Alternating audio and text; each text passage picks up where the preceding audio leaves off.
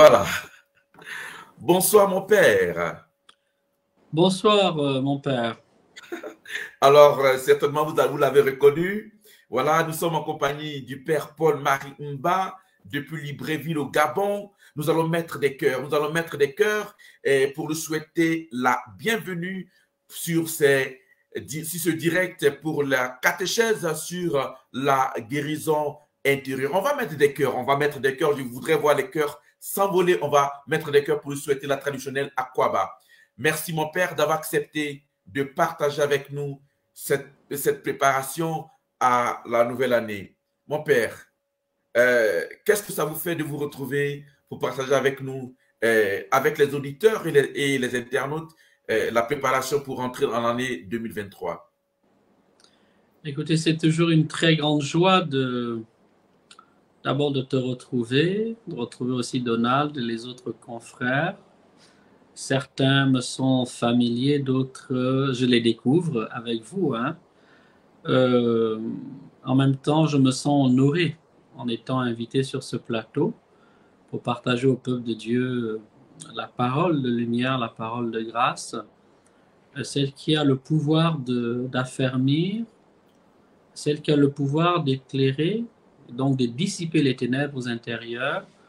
C'est une belle, c'est une exaltante mission, c'est une noble mission, et je ne peux qu'en rendre grâce au Seigneur et vous remercier tous, vous qui m'invitez, mais Alors, également inviter d'avance tous ceux qui nous suivront sur les différents réseaux sociaux affiliés à cette chaîne. merci, Donc mon père. merci. Je ne sais pas ceux qui nous suivent des différentes pages. Est-ce que vous vous rappelez du père Paul-Marie qui était en Côte d'Ivoire, à Issia pour certains? Si tu te rappelles, tu peux mettre en commentaire. Oui, je me rappelle à telle époque, nous avons eu à côtoyer le père. Maintenant, peut-être que c'est en dehors de la Côte d'Ivoire, tu as dû rencontrer le père Paul-Marie, tu as dû le côtoyer. C'était dans quelles circonstances, à quelle occasion? Tu peux mettre en commentaire. Mon père, je me rappelle, c'était dans tel pays ou à telle occasion, je t'ai rencontré. Mon père, que devient le père Paul-Marie depuis lors? Il est sur quelle paroisse? Où est-ce qu'on peut trouver et dans quelle mission, dans quelle pastorale se trouve le père Paul-Marie? Que devient le Père Paul-Marie? Il est toujours au service de la vigne du Seigneur, humblement, selon les grâces que le Seigneur lui a faites. Présentement, je suis à Libreville au Gabon. Je suis responsable de la communauté des béatitudes sur Libreville. Je réponds à différents appels de missions, de retraite, d'enseignement, de formation. Je continue toujours également mes différentes recherches, à la fois sur certains domaines de la vie spirituelle, sur la délivrance. Je prête des retraites à gauche et à droite. J'essaye également de ne pas perdre ma plume, donc en écrivant de temps en temps, Enfin, parfois un vous êtes à combien article, parfois une d'ouvrages? petite réflexion. Et puis bon, je l'espère également reprendre ma plume pour publier un livre, quoi. Donc voilà, voilà. Alors, père Je ne Paul-Marie, vous êtes... chôme pas. Je dois vous avouer que je ne chôme pas. Je suis hyper débordé et voilà, je me rends compte qu'il faut plus d'une vie pour servir le peuple de Dieu. Alors, mon père, vous êtes à combien de livres, à combien de livres que vous avez écrits? Oh, je suis à une dizaine de livres, hein, une dizaine de livres.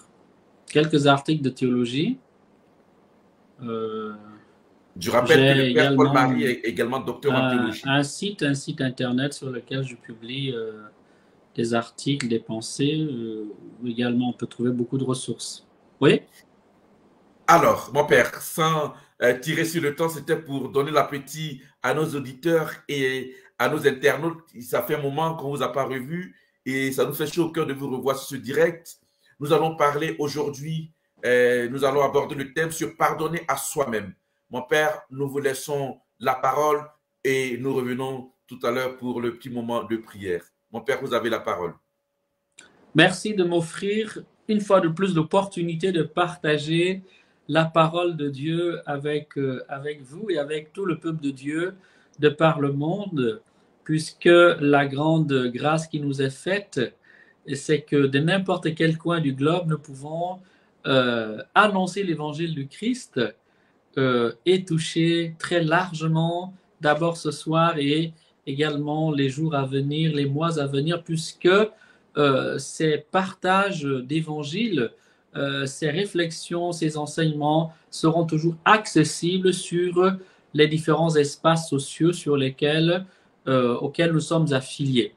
Le thème de ce soir est se pardonner soi-même. C'est un thème lié au mystère du pardon. Avant de l'aborder, j'aimerais que nous nous rappelions que euh, euh, le pardon de Dieu nous a été octroyé gratuitement par le sang du Christ.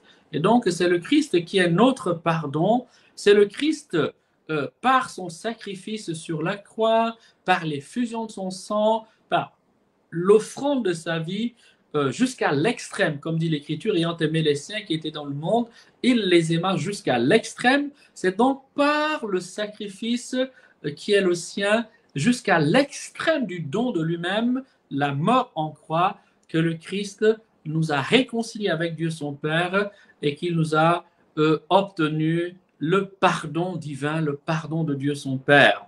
Voilà déjà une merveilleuse nouvelle, une nouvelle que les chrétiens ne peuvent ne pas sonder, ne peuvent ne pas prendre, ne peuvent ne pas explorer, on peut dire, année après année, parce que serions-nous sans le pardon de Dieu? Nul n'est saint devant le Seigneur. Et comme dit l'Écriture, et comme chacun peut en faire l'expérience, même le juste tombe 7 fois le jour. S'il nous a invités à pardonner 77 fois 7 fois, c'est que lui, le Dieu d'amour, le Dieu de pardon, le Dieu infini, le Dieu qui est lent à la colère et plein de tendresse et de miséricorde, c'est qu'il nous fait en permanence pardon. Nous vivons donc de son pardon, nous vivons de son amour, de la gratuité de son amour dans le mystère de Jésus, dans le mystère de la rédemption. Alors l'Écriture en rend témoignage et j'aimerais citer tout simplement deux passages bibliques. Colossiens 1:20, Colossiens 1:20. Pour ceux qui ont une Bible, je vous invite à partager donc, à lire ce texte, Colossiens 1:20. Je lis pour vous. Car Dieu s'est plu à faire habiter en lui toute la plénitude. Le lui, c'est le Christ. Et par lui à réconcilier tous les êtres pour lui, aussi bien sur la terre que dans les cieux, en faisant la paix par le sang de sa croix. Première grande et merveilleuse nouvelle que j'aimerais rappeler à l'égard de ceux qui nous suivent maintenant, de ceux qui nous suivront, c'est que nous trouvons dans le sang et seulement par le sang du Christ le pardon de Dieu. Et ce pardon de Dieu est un don gratuit, ce pardon de Dieu est un don merveilleux que Dieu nous fait dans l'effusion de la croix, dans le mystère de la mort de son Fils en croix. Alors, cette bonne nouvelle, l'Écriture va la décliner de 1001 manières. Par exemple, en Romains 8:1, il nous est alors dit qu'il n'y a plus de condamnation, plus aucune condamnation pour ceux qui sont dans le Christ Jésus. Si nous appartenons au Christ, si notre vie est livrée au Christ, est abandonnée au Christ, si nous nous efforçons de marcher selon la loi du Christ, eh bien l'Écriture nous assure qu'il n'y a plus de condamnation pour notre vie, nous n'avons plus à craindre un quelconque courroux, une quelconque justice divine, car par le sang de la croix, le Christ a payé le prix de notre rachat. Et ce rachat est surabondant. Ce rachat opéré par le Christ peut couvrir et réparer les fautes de tous les hommes de tous les temps, d'une manière parfaite, d'une manière totale, d'une manière illimitée. C'est une vérité que nous avons besoin d'inscrire dans notre esprit pour pas que nous soyons tentés de croire que nous méritons le pardon de Dieu par nos propres efforts. Non, il est d'abord et il le sera d'abord et il est bon qu'il en soit ainsi pour notre orgueil humain. Il est et demeurera toujours le don de la grâce de Dieu, le don de l'amour du Père en Jésus-Christ. Et ici, il faudrait penser à une figure importante du Nouveau Testament, une figure importante, si importante que parfois on a dit d'elle qu'elle était fondatrice du christianisme après Jésus-Christ. Je veux parler de Saint Paul. Saint Paul, persécuteur des chrétiens, Saint Paul qui a été complice de la mort du premier martyr de la foi, mais Saint Paul également qui a persécuté et jeté en prison beaucoup de chrétiens et qui sera foudroyé par la miséricorde divine. Eh bien, ce Saint Paul va nous enseigner quelque chose d'important qui montre tout à fait la fécondité du sacrifice du Christ et la richesse du pardon de Dieu qui nous est accordé, quelle que soit notre histoire, quelles que soient nos fautes, en Jésus-Christ de Nazareth. Alors, j'aimerais donc le convoquer ici en lisant un extrait de sa première épître à Timothée au chapitre 1er en partant du verset 12 jusqu'au verset 16. Je lis. Je rends grâce à celui qui m'a donné la force, le Christ Jésus, notre Seigneur, qui m'a jugé assez fidèle pour m'appeler à son service. Moi, naguère, un blasphémateur, un persécuteur, un insulteur. Mais il m'a été fait miséricorde parce que j'agissais par ignorance, étranger à la foi, et la grâce de notre Seigneur a surabondé avec la foi et la charité qui est dans le Christ Jésus. Je signale au passage, je souligne au passage ce que dit l'apôtre Paul. La grâce de notre Seigneur a surabondé. Le don du pardon divin en Jésus est surabondant. Je voudrais pouvoir inventer un autre mot pour que nous comprenions, entre guillemets, l'énormité, la grandeur, la profondeur de ce pardon qui nous est donné en Jésus-Christ. Eh bien, je vais lire la suite du texte. Elle est sur cette parole et signe d'une entière créance, écrit l'apôtre Paul. Le Christ Jésus est venu dans le monde pour sauver les pécheurs.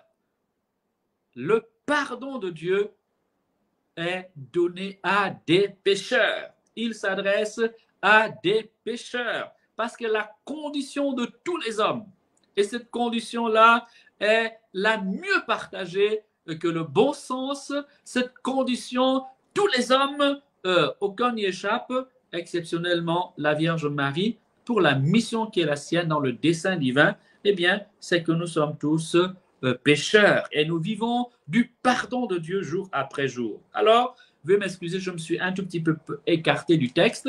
Je vais relire ce verset 15. L'apôtre Paul dit, elle est sûre.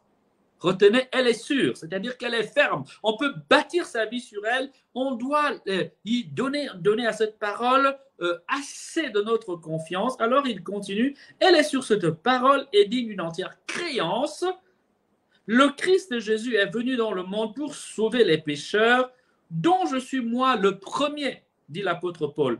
Et s'il m'a été fait miséricorde, c'est pour qu'en moi le premier, Jésus-Christ manifesta toute sa patience, faisant de moi un exemple pour ceux qui doivent croire en lui en vue de la vie éternelle. Au roi des siècles, Dieu incorruptible, invisible, unique, honneur et gloire dans les siècles des siècles. Amen. Et tout le peuple de Dieu répondit, Amen, Amen, Amen. Voilà, je voulais rappeler ces premiers éléments, le pardon de Dieu nous est donné en surabondance dans le sacrifice de la croix de Jésus. Pour celui qui appartient au Christ et qui sert le Christ, qui s'en remet au Christ, qui vit pour le Christ dans tous les jours de sa vie, eh bien, comme dit l'apôtre Paul, il n'y a plus de condamnation pour lui. Il est délivré de la charge et du poids des conséquences de ses fautes devant le trône de Dieu. Et l'apôtre Paul, pour que nous comprenions ces messages, en 1 Timothée 16, nous dit que lui-même en est le témoignage. Lui qui naguère était un insulteur, un blasphémateur, un persécuteur, un ignorant des voies de Dieu. Sa vie est donc une illustration et la plus belle possible de ce que le pardon de Dieu, lorsqu'il est accueilli, peut opérer et réaliser dans la vie d'un être humain. Oui, comme est loin l'Orient de l'Occident, le Seigneur rejette loin, très loin de nous nos péchés. C'est le psaume 103, le verset 12. Le psaume 103, le verset 12. Mais bien aimés, comme je viens de le dire, en répétant les mêmes choses, dans l'espoir que celles-ci se graveront dans votre esprit, eh bien, nous devons aller au Christ pour recevoir le pardon. Alors, comment recevoir ce pardon du Christ? On peut indiquer cela en 4 petites étapes que je vais énoncer le plus rapidement possible. La première chose, c'est bien sûr croire en Jésus, donner sa vie à Jésus-Christ. C'est le préalable, c'est la base sur laquelle nous entrons dans le chemin du pardon divin. Avec cette base, chaque fois que nous péchons, chaque fois qu'il nous est arrivé de faire quelque chose de grave, chaque fois que nous avons été infidèles à l'amour de notre Dieu, chaque fois que notre cœur nous condamne, chaque fois que nous avons failli à la grandeur de l'amour de Dieu, nous n'avons pas été à la hauteur, il nous suffit de poser 4 actes. Le premier, c'est au fin fond de notre cœur, regretter le mal que nous avons fait. Et ici, j'aimerais donner une petite précision. Il n'y a pas besoin de ressentir, il n'y a pas besoin de couler des larmes pour que l'on regrette son péché.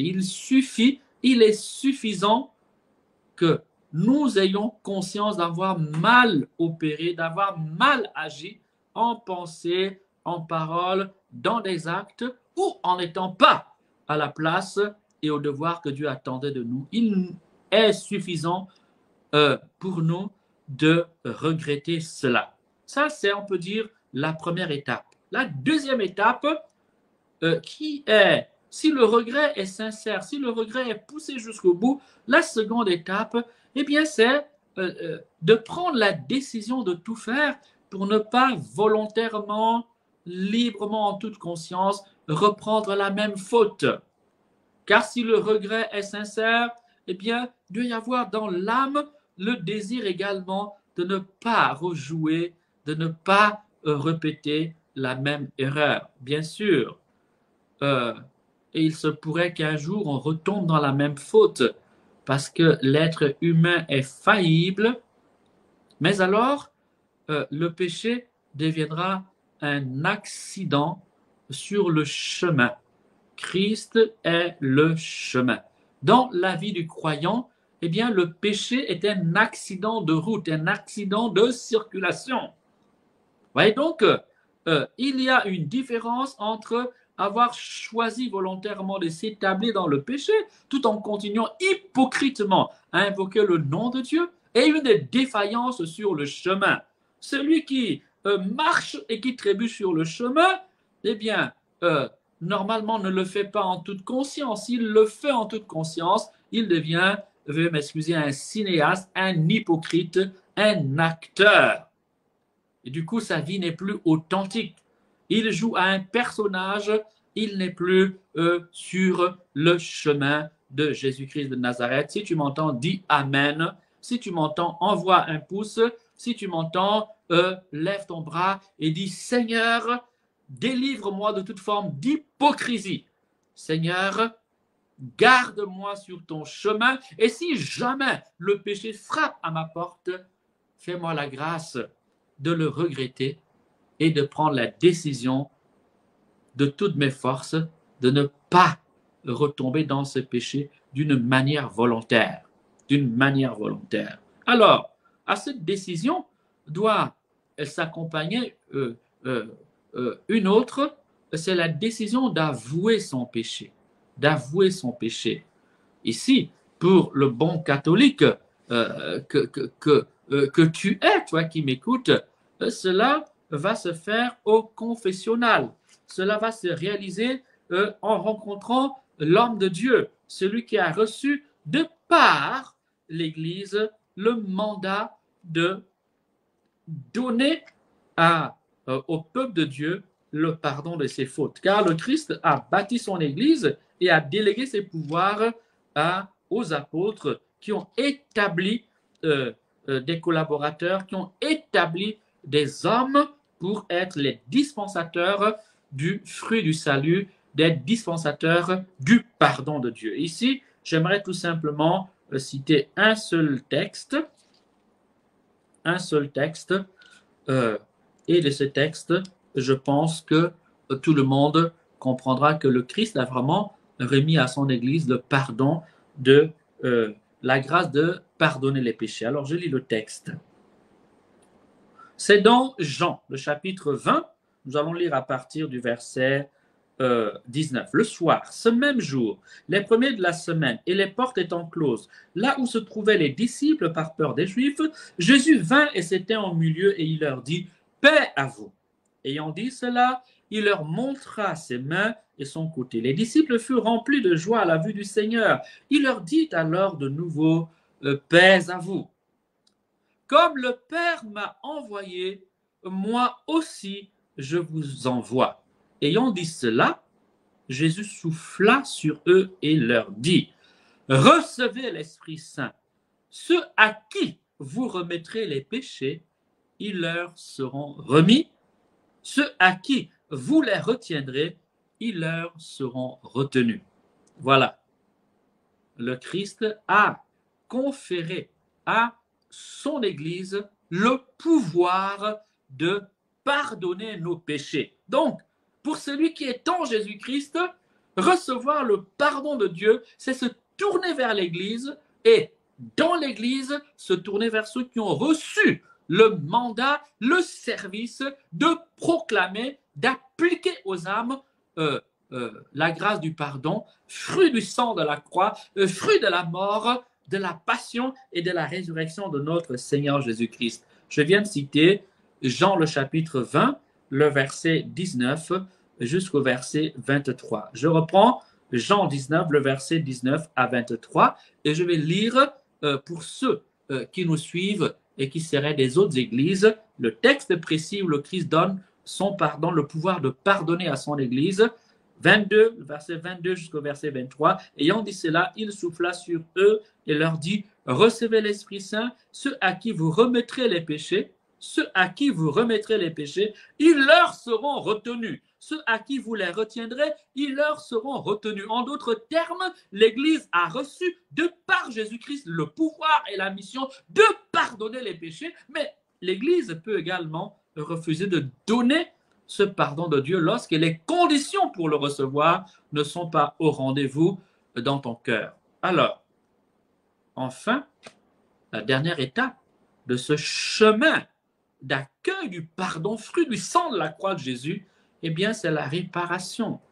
Comme j'aime à le dire, le pardon de Dieu ne fait pas de nous des irresponsables, des hommes et des femmes incapables d'assumer leurs erreurs, des hommes et des femmes qui ne mettent pas la main à la pâte pour tenter d'atténuer les conséquences de leurs mauvais actes. Il va de soi que si j'ai posé un acte et que je le regrette sincèrement et que j'ai pris la ferme décision de ne pas le recommencer et que j'ai reçu le pardon de Dieu au confessionnal, donc auprès du ministère de l'Église, dont le prêtre est le représentant sacramentel, le représentant légal public, eh bien, je me dois conséquemment également de travailler à atténuer du mieux possible, du mieux que je peux, eh bien, les conséquences de mes actes. Et cela s'appelle la réparation.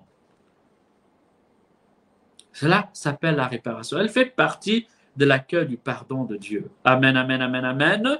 J'espère que vous me suivez. Ceux qui me regardent, il est un peu tard. Envoyez des coups de pouce, envoyez des coups de cœur. Montrez que vous êtes en communion avec nous et que vous nous suivez. Que vous nous suivez. Mais bien aimés, ce pardon de Dieu, même si extérieurement et psychologiquement, nous ne le perçons pas assez, mais il est en réalité une œuvre puissante de la grâce qui va nous nettoyer, qui va nous restaurer, qui va nous, remettre dans l'intimité de Dieu. Alors, quand on lit la Bible et qu'on veut s'intéresser au vocabulaire lié au mot pardon, ou alors à l'enseignement de l'Église, du Nouveau Testament, en relation avec le pardon de Dieu, on verra que les mots mêmes utilisés pour exprimer ce pardon de Dieu renvoient à beaucoup de choses. J'aimerais citer comme ça à la va-vite différentes expressions bibliques du Nouveau Testament qui renvoient, qui sont en lien avec la notion de pardon, qui sont en lien avec le mystère du pardon que Dieu nous donne en Christ. Je vais les citer rapidement. Il y a d'abord apheimi. Apheimi, c'est s'éloigner de, faire disparaître, libérer, remettre une dette. Voilà. Donc, quand nous sommes dans cette disposition et que nous nous tournons vers Dieu, eh bien, il remet notre dette. Il remet notre dette. Il fait disparaître le mal, la souillure du mal en notre cœur. Il nous éloigne du mal. Voilà. Il y a un autre terme, toujours lié à ce mystère du pardon. Il y a, toujours dans la Bible, dans le Nouveau Testament, il y a le mot katharino, c'est-à-dire purifier, rendre propre. Notre âme est purifiée et rendue propre par la puissance du sang de Jésus lorsque l'Église l'applique à notre âme pour nous défaire du fardeau et de l'accusation de nos fautes, de ce qui inquiète notre conscience devant Dieu. Il y a d'autres mots, mes bien-aimés. Il y a le mot diakium, qui signifie justifier, innocenter. Et il y a le mot katalasso, pardonner, rétablir les relations. Tout cela exprime le mystère du pardon en Jésus-Christ lorsque, authentiquement, sincèrement, en toute vérité, sans aucune hypocrisie, je me rapproche de mon Dieu en me rapprochant de ce qu'il a établi, institué, pour recevoir le pardon de mes fautes. Mais malheureusement, souvent, nous avons honte, nous avons peur. Nous brûlons de culpabilité. Nous sentons bien que nous avons besoin d'être délais du fardeau de notre faute et nous résistons. Alors, j'aimerais vous lire ici le psaume 32, le verset 1 jusqu'au verset 5. Écoutons attentivement. Heureux qui est absous de son péché, acquitté de sa faute. Heureux l'homme à qui l'Éternel ne compte pas son tort et dont l'esprit est sans fraude. Le verset 3, écoutez attentivement. Je me taisais et mes os se consumaient à rugir tout le jour. La nuit, le jour, ta main pesait sur moi. Mon cœur était changé en un chaume au plein feu de l'été. Ma faute, je te l'ai fait connaître. Je n'ai point caché mon tort. J'ai dit, j'irai à l'Éternel confesser mon péché. Et toi, tu as absous mon tort, pardonné ma faute. Amen. C'est le psaume 32, le verset 1 jusqu'au verset 5. Alors, il y a deux éléments que j'aimerais souligner dans ce texte. Le premier, c'est le fait que parfois, nous savons que nous devons nous repentir, nous devons solliciter le pardon de Dieu et nous devons nous humilier pour avouer nos fautes et nous résistons. Nous fermons notre cœur, nous nous donnons de bonnes raisons pour, ne pas faire cette démarche. Et, comme le déclare ici le psalmiste, alors nos os sont en feu, nous nous sentons dévorés intérieurement par la culpabilité, nous nous sentons mal dans notre peau, si notre conscience, bien sûr, est vivante, si elle est encore animée et éclairée par la grâce de Dieu. Et, comme dit le psalmiste, eh bien finalement, il a cédé, il s'est adressé, ma faute, je te l'ai fait connaître, je n'ai point caché mon tort, j'ai dit, j'irai à l'Éternel confesser mon péché, et toi, tu as absous mon tort, pardonné ma faute. Amen.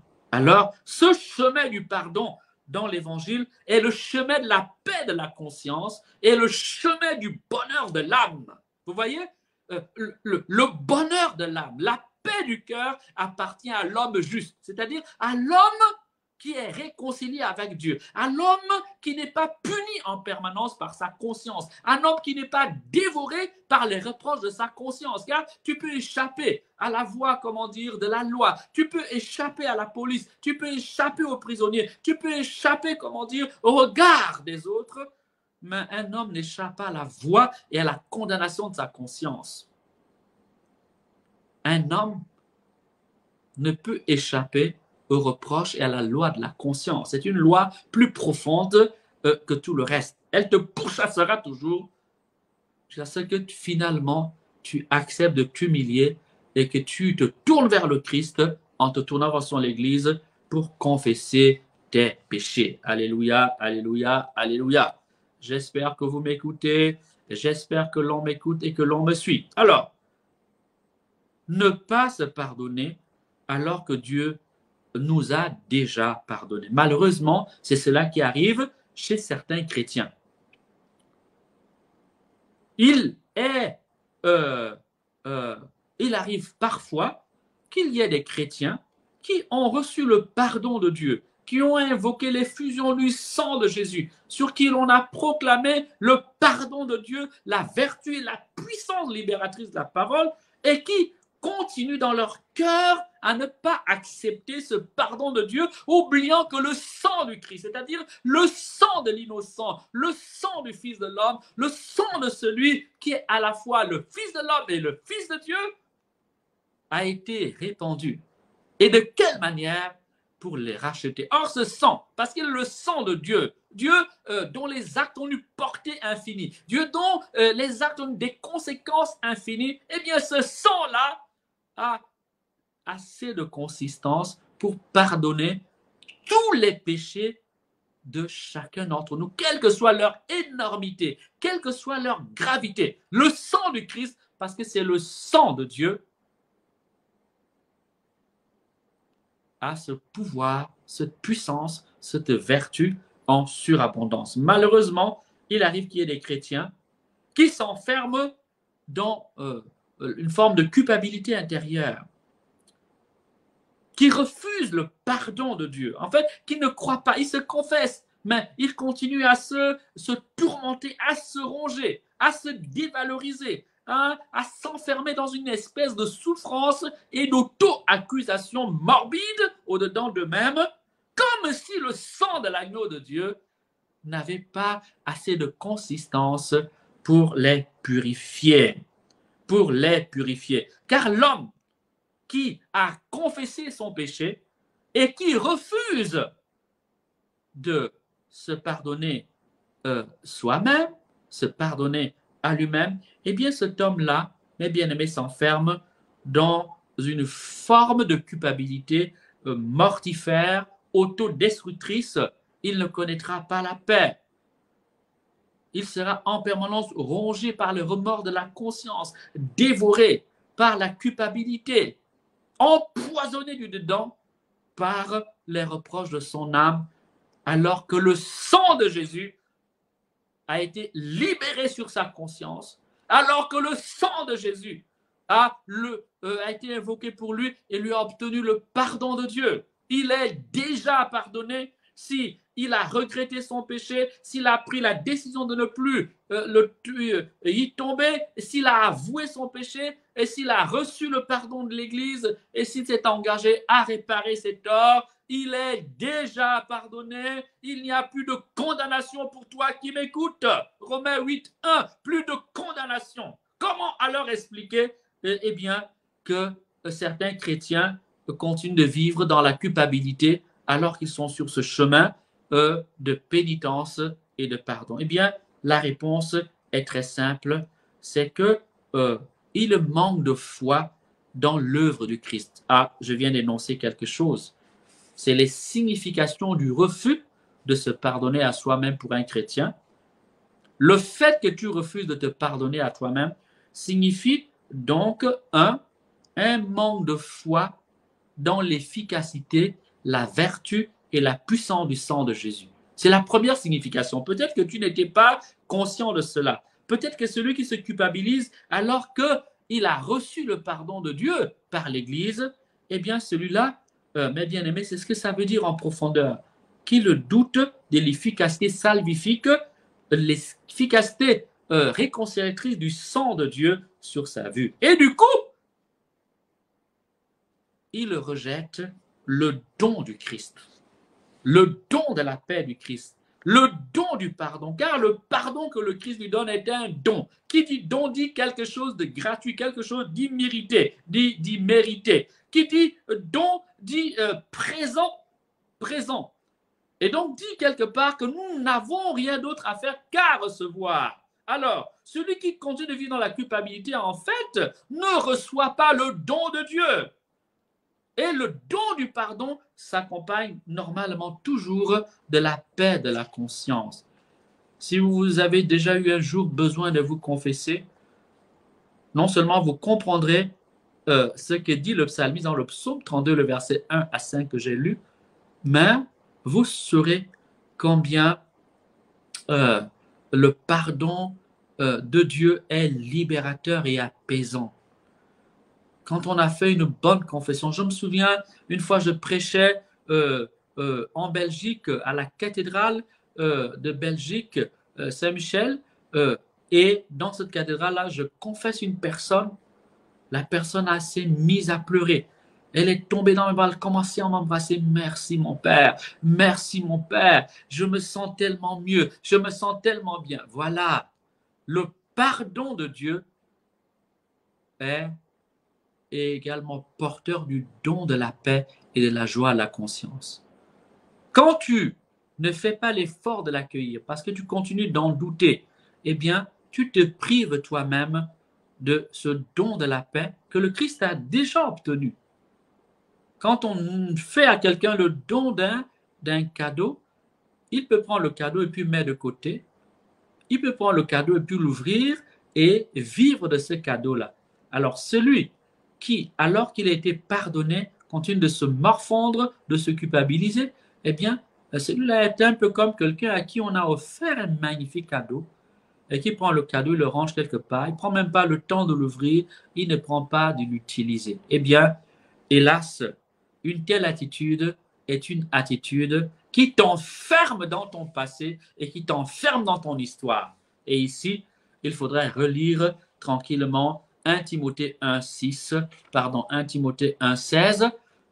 c'est-à-dire l'apôtre Paul, qui rappelle justement que lui, l'insulteur, le persécuteur, le blasphémateur, le complice de l'assassinat d'Étienne, eh bien, cet homme-là, eh bien, le Christ lui a offert un avenir. Il y a eu un commencement pour lui. Il y a eu un chemin nouveau pour lui. Dieu a fait quelque chose de nouveau pour lui. Il a renouvelé pour lui quelque chose. Alors, j'aimerais ici qu'on lise Jérémie 29, le verset 11.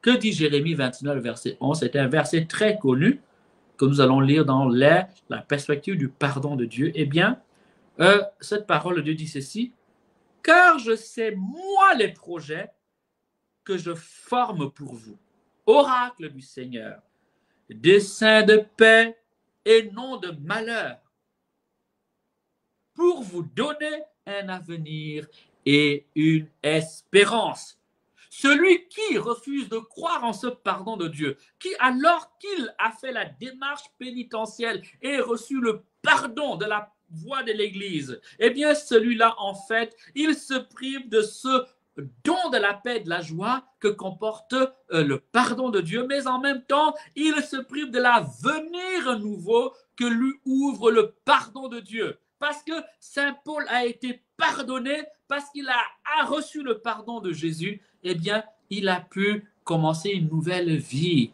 une vie de grâce, une vie de bonheur, une vie de surabondance. Regarde, quand tu refuses de croire à ce pardon de Dieu, tu vas toujours être bloqué dans ton passé.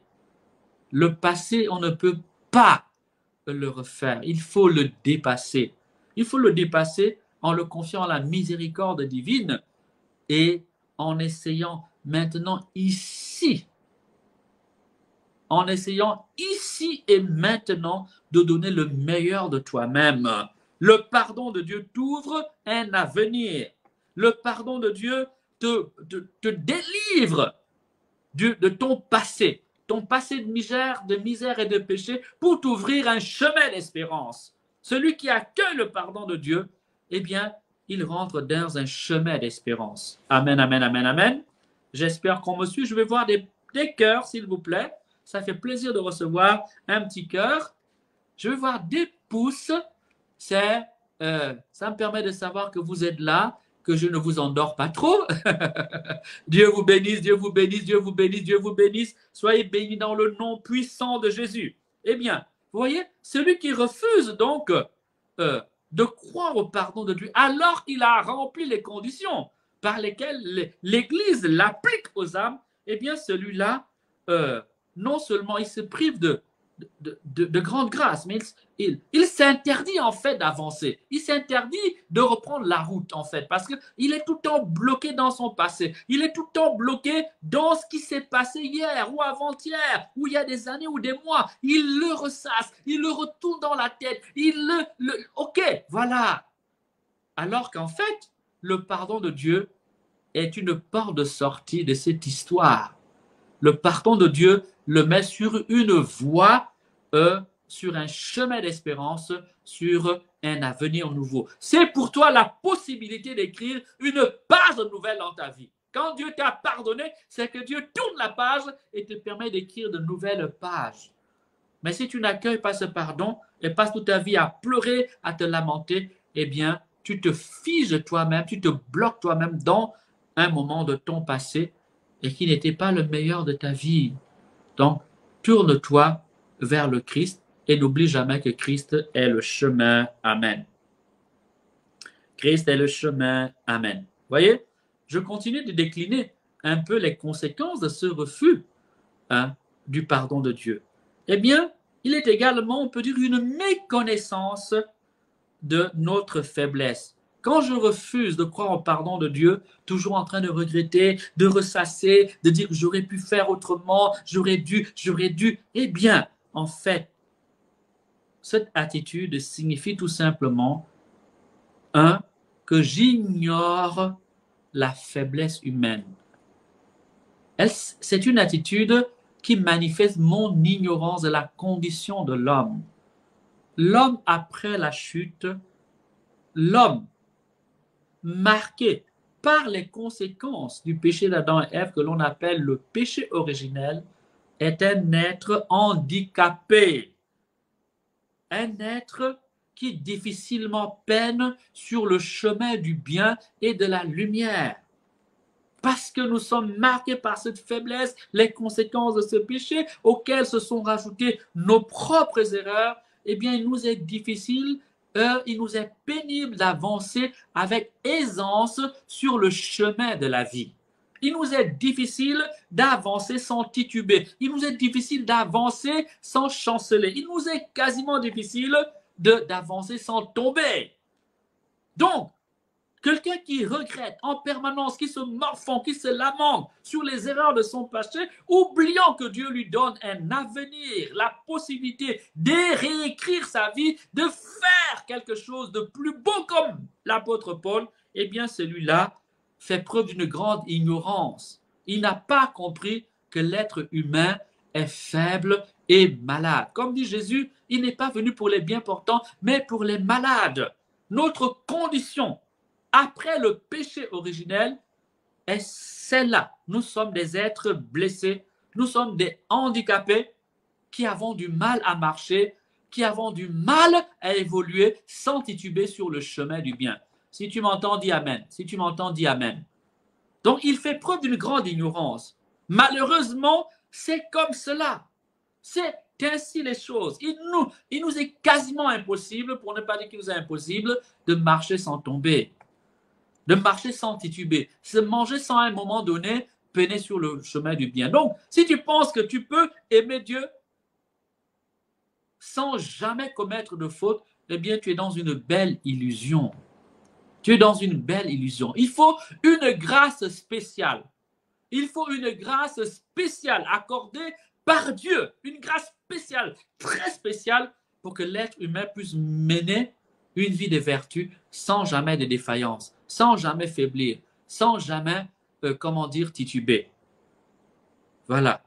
Seule une grâce spéciale de Dieu peut permettre cela. Donc, celui qui continue de refuser d'intégrer le fait que finalement, c'était une part de lui, c'était un moment de son histoire, c'est malheureusement ce qu'il a fait, eh bien, en fait, celui-là ne comprend pas que, eh bien, l'être humain est tout simplement pécheur. L'être humain est tout simplement faible. L'être humain tâtonne sur le chemin du bien. Voilà. En fait, si je vais citer un texte biblique, c'est Marc 10, le verset 18, ce que Jésus va répondre au jeune homme riche. Pourquoi m'appelles-tu bon? Dieu seul est bon. Voyez? Donc celui qui pense qu'il peut aimer Dieu sans tituber et qui ne veut pas se pardonner à lui-même alors que Dieu lui a pardonné, alors que le sang du Christ a été invoqué, libéré sur lui, celui-là en fait n'a pas compris que Dieu seul est bon. Et que nous autres, nous ne pouvons arriver à la bonté, à être un peu bon, à manifester un peu de bonté que par participation à la vie de Dieu, à la grâce de Dieu, à l'Esprit de Dieu. Et cette participation-là se réalise petit à petit. Voilà, c'est notre condition. C'est notre condition. Prenez n'importe quel grand saint de l'Église, vous le surprendrez en train de pleurer son péché. Vous le surprendrez en train de reconnaître que si Dieu ne le sauve, jamais il ne se sauvera lui-même. Comme dit l'Écriture, si les maçons, l'Éternel ne bâtit la maison, c'est en vain que peinent les maçons. Et comme dit encore l'Écriture, Jean 15, le verset 5, « Sans moi, vous ne pouvez rien faire. » Sans le Christ, en fait, l'homme est livré à la perdition. Donc, en fait, la faiblesse fait partie de notre statut des descendants d'Adam et Ève. Alors, celui qui refuse d'intégrer le fait qu'il s'est trompé à un moment donné de sa vie, parce que c'est cela que signifie le refus de se pardonner, eh bien, celui-là donc fait preuve d'ignorance. Il fait preuve également d'orgueil parce qu'il pense qu'il peut se sauver par lui-même. Il pense qu'il peut aimer Dieu sans jamais se tromper. Mais surtout aussi, celui-là prend la place de Dieu. Jacques 4, le verset 12. Dieu seul est le juge. Si Dieu t'a libéré et pardonné, qui es-tu pour te juger toi-même? Si Dieu t'a pardonné, pour qui te prends-tu pour continuer à te condamner alors que le Dieu lui-même t'a pardonné déjà? Vous voyez? Celui-là fait donc preuve d'une forme d'orgueil. Il occupe la place de Dieu. L'Écriture dira, si ton cœur te condamne, eh bien, n'oublie jamais que Dieu est plus grand que ton cœur. Souviens-toi toujours que Dieu est plus grand que ton cœur et que Dieu est un Dieu de pardon. Dis Amen, dis Amen, dis Amen. Voilà donc quelques conséquences, on peut dire spirituelles, de l'attitude de celui qui s'enferme dans, on peut dire quoi, la rumination permanente de son histoire de péché, de ses péchés, alors qu'il est déjà en Christ, alors que l'Église lui a donné le pardon du Seigneur, fruit de l'effusion du sang de l'agneau. Amen. Alors, je vais avancer. Cette attitude-là est une porte ouverte à l'action démoniaque. L'Écriture appelle, Apocalypse 12, le verset 10, l'Écriture appelle le diable l'accusateur des frères. Le diable est l'accusateur des âmes. Donc, alors que Dieu t'a pardonné, alors que tu as reçu son pardon, tu continues à t'accuser lui-même, tu continues à te morfondre toi-même, eh bien, retiens ce que je vais te dire en fait. Tu es en train d'ouvrir des boulevards à l'action accusatrice de l'accusateur des âmes. Le diable va donc se saisir de cette attitude de ton cœur et l'amplifier. Le diable va se saisir de ce poison que toi-même, de la culpabilité que tu entretiens, pour l'amplifier. Il va souffler sur ce feu intérieur et je crains que ton état ne soit encore plus grave. Et ce n'est pas la faute de Dieu, c'est que tout simplement, tu ne fais pas l'effort de croire. Les bénédictions divines se reçoivent par la foi et par la confiance. Si Dieu a proclamé son pardon sur sa vie, sur ta vie, eh bien, il te reste tout simplement à accueillir par la confiance ce pardon. Regardez, tu t'es disputé avec quelqu'un, il te dit « je te pardonne ». Rien ne l'oblige à te le dire. Bien sûr, je ne doute pas qu'il y a des gens qui peuvent être hypocrites, mais si la personne est sincère, Dieu est toujours sincère et vrai, la personne dit « je te pardonne », alors, il te reste, tu as une seule chose à faire, soit recevoir ce pardon, donc accueillir sa déclaration, accueillir l'acte de gratuité qu'il pose à ton endroit, ok, en faisant confiance à ce qu'il t'a dit, ou alors, bon, tu l'écoutes d'une oreille et puis tu continues à croire que non, il t'en veut toujours, il est contre toi, il ne t'aime pas, il est fâché contre toi. C'est qui, vous voyez, c'est aussi la même chose pour nous lorsque nous sommes en relation avec Dieu. Alors, celui qui refuse donc de se pardonner ouvre une porte dans son âme à l'activité du démon, l'accusateur des frères. Ok, j'aimerais avancer, vous voyez, dans les Écritures, par exemple, Zacharie 3.1, Zacharie 3.1, Job 2.5, Job 1.11, le diable est celui qui s'avance vers l'autel de Dieu pour nous accuser. Donc, en fait, tu es en train de faire œuvre diabolique toi-même dans ta propre vie. Arrête ça, s'il te plaît. Il faut arrêter ça. Alors, pour se pardonner, il faut donc venir à la vérité et à l'amour divin. Le pardon de Dieu est un acte d'amour divin. 2. Il faut que tu acceptes comme un pauvre ce pardon de Dieu. Mais accepter comme un pauvre ce pardon de Dieu sans démissionner, sans dire « Oh bon, de toute façon, je n'arriverai à rien, je vais toujours continuer à pécher ». Oui, c'est vrai, mais tu peux quand même faire quelque chose. Donc, accepter le pardon de Dieu comme un don gratuit, en toute humilité et pauvreté de cœur, mais sans jamais démissionner, c'est-à-dire sans jamais arrêter de combattre le péché dans ta vie, sans jamais entretenir volontairement le péché dans ton âme. 3. Te pardonner à toi-même, c'est également faire l'effort de rendre grâce à Dieu et de vivre de reconnaissance. Quand quelqu'un t'a pardonné, la bonne attitude, c'est lui dire merci. Donc, quand accueillir le pardon de Dieu, en se pardonnant soi-même, c'est également apprendre tout simplement à rendre grâce à Dieu pour le pardon qu'il nous donne. C'est manifester à l'égard de Dieu la reconnaissance de ce bien, de ce don spirituel qu'est le pardon qui enfante et dépose dans l'âme la grâce de la paix, la grâce de la joie, la grâce on peut dire quoi, de la tranquillité de la conscience. Mais celui qui fait cela est également invité à pardonner aux autres. Éphésiens 4, 32, se pardonner aux autres. Se pardonner aux autres. La parole de Dieu nous invite à nous pardonner mutuellement. J'aimerais lire également Colossiens 3, 13. Pardonnez-vous les uns les autres. Si l'un a contre l'autre quelque sujet de plainte, le Seigneur vous a pardonné, faites de même à votre tour. Oh, j'attire votre attention sur ce passage. Le Seigneur vous a pardonné, faites de même à votre tour. Dieu vous a pardonné.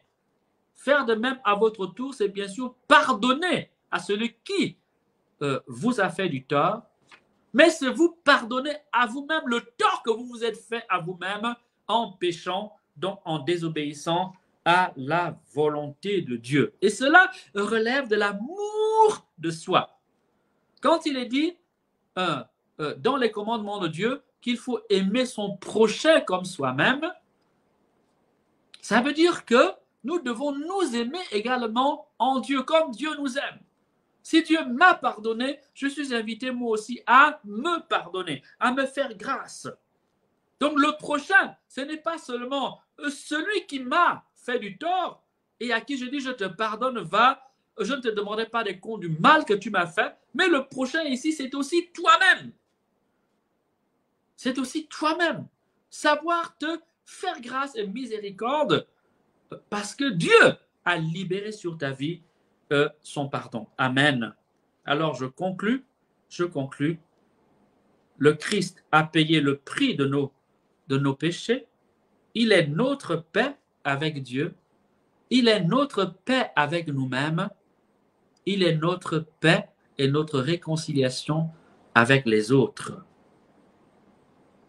Ce prix qu'il a payé par son sang nous donne droit à son pardon, et ce pardon est d'abord un acte de pure gratuité.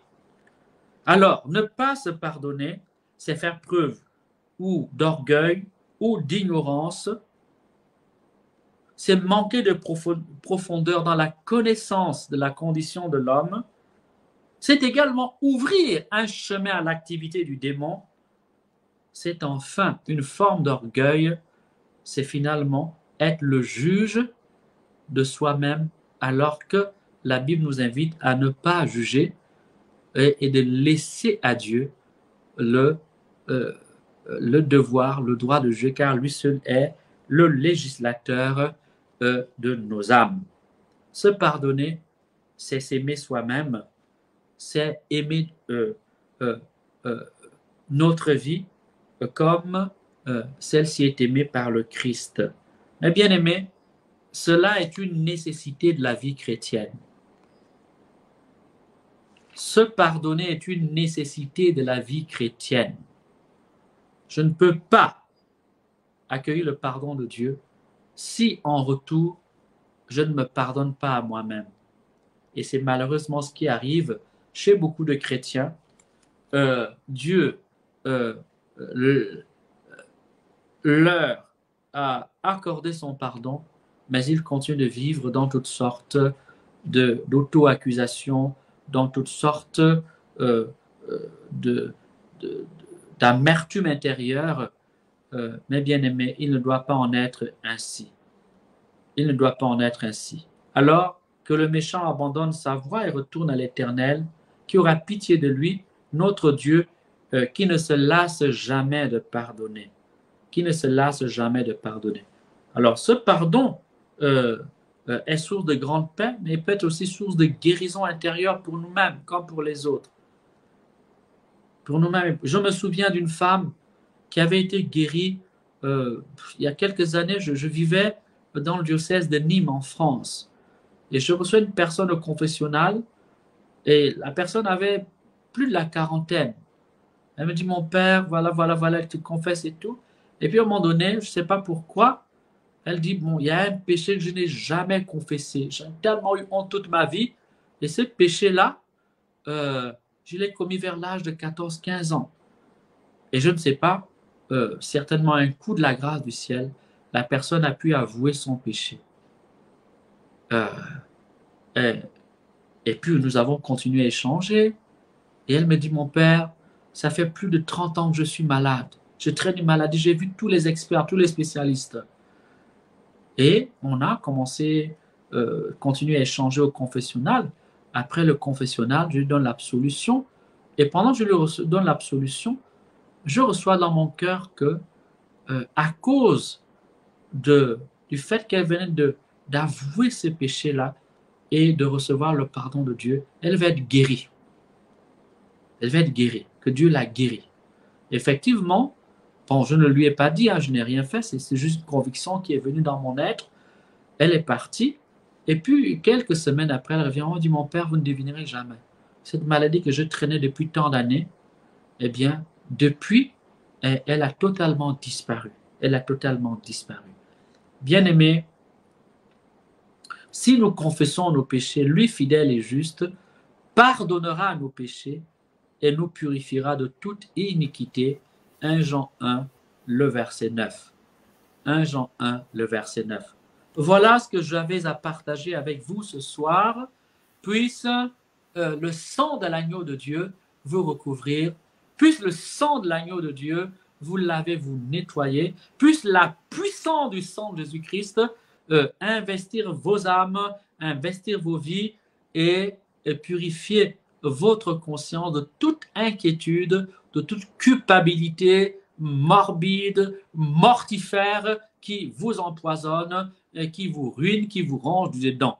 Père, par le nom vivant de Jésus, le nom qui sauve et qui libère, le nom que tu nous as donné, le nom de celui qui a payé le prix de notre pardon, de notre purification, de celui qui a payé le prix de la réconciliation avec toi, de celui qui nous a rachetés par son sang. Je te demande maintenant de venir visiter tous ceux qui souffrent de culpabilité.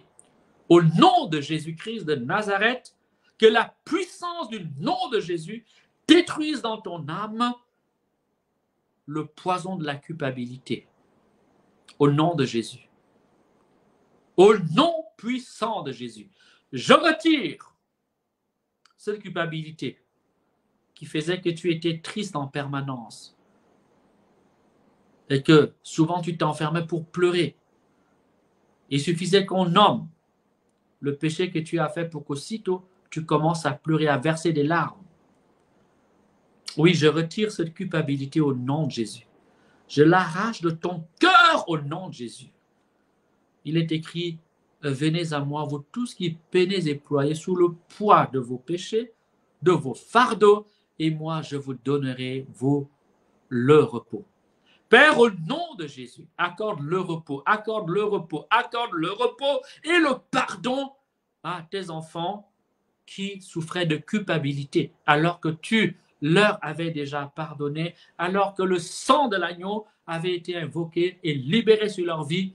Oh Seigneur, je brise au nom de Jésus ces fardeaux de culpabilité, de condamnation, ces poids d'amertume, de peur, d'angoisse et d'empoisonnement de leur âme par eux-mêmes. Je le retire au nom de Jésus, je le retire au nom de Jésus, je le retire au nom de Jésus, je le retire au nom de Jésus, je le retire au nom de Jésus. Que le repos de Jésus te soit accordé ce soir. À toi qui avais du mal à dormir, à toi dont la nuit était paisible, toi qui te levais en pleine nuit et qui transpirais d'angoisse sans savoir pourquoi c'était toujours ainsi. Oh, que le nom et la puissance de Jésus te libèrent de ce fardeau. Maintenant, sois libéré, sois libéré, sois libéré, sois libéré, sois libéré. À toi qui as fait toutes sortes d'examens de cœur, parce que tu as toujours comme le cœur transpercé, comme si on enfonce quelque chose dans ton cœur, comme si tu avais une épingle dans le cœur. Je la retire au nom de Jésus. Tu n'as jamais compris pourquoi c'était ainsi. Eh bien, c'était le poids de la culpabilité qui te transperçait l'âme. Le démon jouait sur cela. Le démon était maître de ton cœur parce que tu n'as jamais accueilli le pardon de Dieu. Ce soir, par la puissance du nom de Jésus, le sacrifice de la croix, je te libère et je libère ton cœur de cette épine, de cette écharde qui était en dedans de toi. Gloire à toi, Seigneur notre Dieu. Il y a beaucoup de personnes également qui souffrent de culpabilité parce qu'elles sont perfectionnistes. Laisse-moi te redire, j'aimerais vous redire de la part du Seigneur, Dieu seul est bon. Dieu seul est bon. Marc 10, 16. L'homme ne devient bon que par participation à la bonté divine. Et cette participation à la bonté divine se réalise un peu, ça s'appelle la sanctification par tâtonnement, avec des hauts et des bas, parfois avec des chutes, parfois avec, en titubant. Voilà. Donc ne sois pas égoïste. Fais de ton mieux et laisse à Dieu la possibilité lui-même de te justifier gratuitement. Laisse à Dieu de te bénir gratuitement. Fais de ton mieux. Ne renonce jamais à être excellent, mais ne te ronge pas l'âme et ne te ruine pas la santé parce que tu n'arrives pas à faire de manière parfaite ce que tu voudrais faire et pour toi-même et pour les autres et pour Dieu. Je détruis au nom de Jésus cette maladie du perfectionnisme dans ton âme et dans ton cœur. Au nom puissant de Jésus, je défais cette construction. Regarde Jésus. Il est notre pardon. Il est notre sauveur. Il est notre libérateur. Regarde à Jésus. C'est de lui et de lui seul que vient notre rachat. Quant à nous, nous l'accueillons avec confiance et nous faisons de notre mieux pour lui devenir ressemblant. La perfection est dans l'accueil du salut de Jésus, en nous efforçant d'imiter Jésus du mieux dont nous sommes capables aujourd'hui. Demain, si nous sommes fidèles, nous serons capables d'un peu mieux. Mais parfois aussi, tout en étant capables d'un peu mieux, il nous arrivera des moments où nous allons tituber, des moments où nous allons hésiter, et des moments de faiblesse. Parce que telle est notre nature depuis Adam et Ève, qui, depuis qu'ils ont mangé la mangue, on va dire la mangue, hein, ils ont mangé la mangue, hein, ok, voilà. Le fruit n'est qu'une image, hein, ce n'était pas une pomme, c'est un fruit. Depuis que tout simplement ils ont péché, eh bien tout s'est déréglé en nous. Nous n'avons plus la même force intérieure pour faire le bien. Dis amen, dis amen, dis amen si tu m'écoutes. Dis amen et envoie des cœurs, partage cet enseignement. Je suis persuadé qu'il va aider. C'est un peu simple, c'est un peu court, c'est pas très développé, mais ça peut aider. Je pense que c'est dosé. Vous avez un chemin intérieur, vous avez un itinéraire balisé qui peut vous aider à vous avancer vers le Seigneur en toute assurance. Alors, cher Georges, si tu es en ligne, merci de te manifester. Oui, je suis là au cœur. Le temps est venu peut-être de rendre l'antenne. Hein. Voilà. Oui, c'est bien cela. Autre chose à dire, je reviens maintenant. Voilà, on va mettre des cœurs pour dire merci au Père Paul Marimba.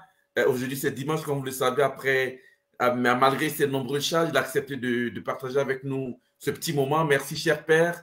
Vraiment, merci beaucoup de tout cœur. Merci au nom de tous les partenaires, les collaborateurs de ces catéchèses. Merci pour votre présence. Mon Père, avant de nous dire au revoir, qu'est-ce que nous pouvons retenir de votre catéchèse en quelques mots?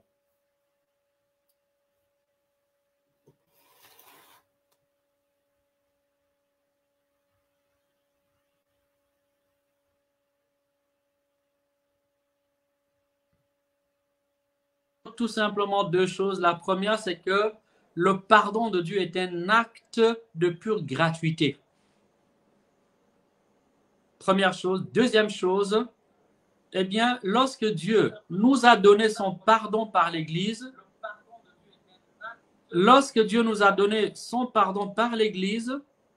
eh bien, nous devons nous efforcer d'y croire et de vivre selon la grâce de ce pardon. C'est la deuxième chose. La troisième chose, l'homme qui a été pardonné, et cela est objectivé par la parole du prêtre, et qui continue de douter, de se culpabiliser, eh bien, cet homme-là, eh bien, il pêche contre lui-même. Il prend la place de Dieu, qui est le seul juge. Dieu a jugé par son Église que tu es pardonné et tu continues à te condamner. Eh bien, tu prends la place de Dieu et en fait, tu commets un péché contre toi-même. C'est une forme de péché contre soi-même. Ce n'est pas seulement prendre la place de Dieu, c'est une manière de pécher contre soi-même. Tu aimeras ton prochain comme toi-même. C'est aussi, tu te pardonneras à toi-même comme Dieu t'a pardonné. Si Dieu t'a pardonné, tu as le devoir de tout faire pour te pardonner aussi. Et parfois, il faut un chemin rendre grâce à Dieu, relire la parole de Dieu, méditer sur la puissance et la vertu du sang du Christ. Voilà. Maintenant, quand on est rentré dans ce chemin de pardon, eh bien, on peut tout à fait se déployer à l'image de Saint Paul en, comment dire, en se donnant un nouvel avenir, en se donnant un nouveau chemin intérieur. Sinon, on reste prisonnier de son passé.